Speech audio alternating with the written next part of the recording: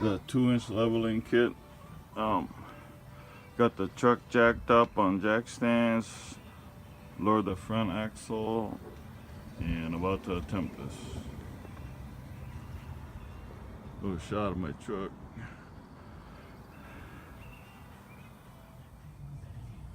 Okay, now what I'm gonna have to do is remove these 3 bolts, nuts right here. There's a bolt on top, and then also remove the shock. There's a bolt that runs through the bottom. Be right back. Okay, I got the bolts disconnected. I got the shock out. Now I'm using these coil spring compressors. I've raised the axle back up to help compress the spring, and I'm tightening these, the valve spring or coil spring compressors right now. Ideally, once I get it tight enough, I'm gonna lower the jack, lower the axle down, and it should give me enough space to put that spacer in. Okay, so I got the new spacer in there. You can see it right there.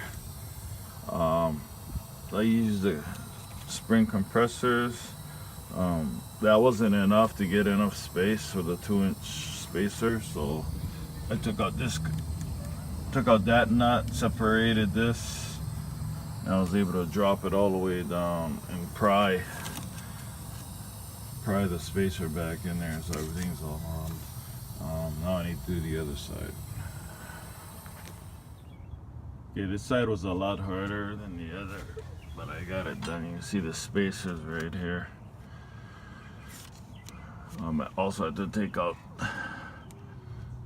this nut to enable the axle to be dropped far enough. And I also used the coil compressors as well. It was a lot harder. This one was really stubborn, but I ended up getting it, so put it on the tires now.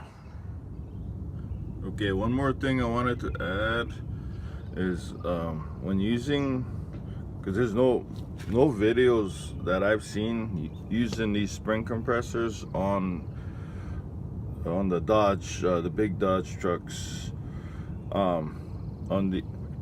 These there's a double hook on the bottom and single. I put the double hooks on the bottom of the coils, and when you hook this up, you wanna take the biggest bite you can. So, you know, the lowest one you can hook up to the highest. Also, you want to make sure there's close to 180 degrees across between each spring compressor. Like this one, I couldn't get it exactly because of that block, and on this side, so it's tough. The spring was at an angle, so it's tough to get that spacer in. But I worked, you know, it took me about an hour and a half, darn near 2 hours just to get that in there, because the spring was cocked at an angle. But I worked it in, and then took my time and got it in there. So hopefully this helps you guys out. I mean, this is my first video, so have a good day. Peace. So this is the finished product.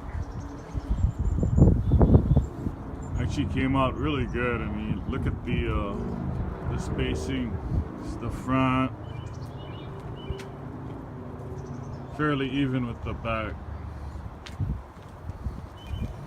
So hopefully this video helps you guys.